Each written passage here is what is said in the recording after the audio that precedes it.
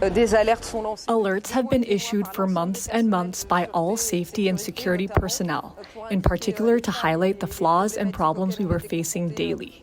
And in fact, management completely ignored all these alerts, and today what we feared happened. Well, it's a story that has captured the attention of the world. So you have October, autumn in Paris, and you think it's wonderful? Well, not so wonderful this week. So what happened at the Louvre, the art museum that everybody knows? At 9 a.m. on Sunday, that's when the museum opens. Everybody's lined up. Everybody's getting ready to come in. So were the guys who were going to do this heist. The truck arrived around 9:30 a.m. It looks like a normal truck, right? You've got basically construction workers. They put the ladder all the way up there, and then the thieves climb up the ladder. It takes them 4 minutes. They enter through the second floor window, and then it takes them only 7 minutes to steal all the jewels. And here's some pictures here of things that they took. I mean, we just had Judge Jeanine on. She would love to have a look at those. She is, she knows her art and she knows her history. She probably could solve this case. But in the meantime, because she's so busy, let's bring in Scott Selby. He's co-author of Flawless: Inside the Largest Diamond Heist in History. So how do you think they pulled this off? I think that they cased the joint for a while and they saw a number of security flaws. As you mentioned, the staff had issues in terms of the level of protection and what was going on there, and they took advantage of what they noticed. And one of the things that I think is just incredible is imagining, like, you can imagine like this happening maybe in the olden days when there weren't cameras and all this other types of security, but why would they have taken those particular items?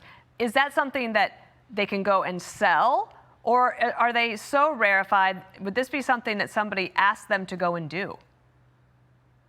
Well, everything that's in the Louvre is going to be incredibly rarefied and have historical value. And these are from Napoleonic era, things that belong to, empresses and empires.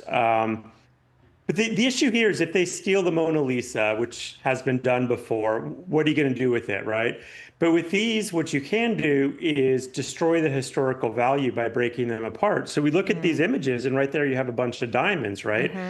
And sapphires, emeralds.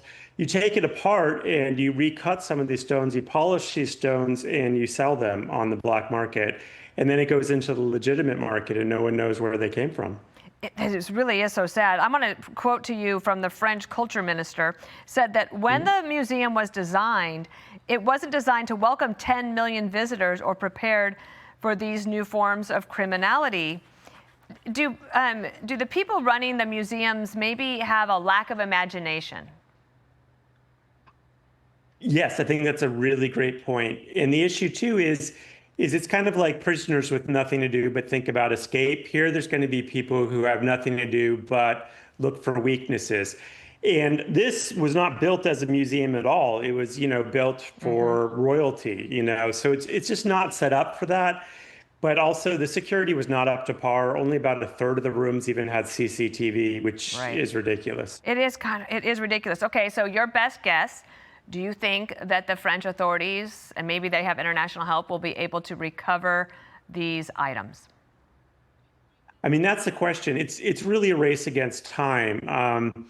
Like in my book, Flawless, about the Antwerp diamond heist that stole hundreds of millions of dollars worth of diamonds, the police caught them within a week, but the diamonds have never been recovered. So here, I'm very confident that the thieves will be caught, but I don't know if the loot will be recovered, and if it will be in time before they start breaking this apart.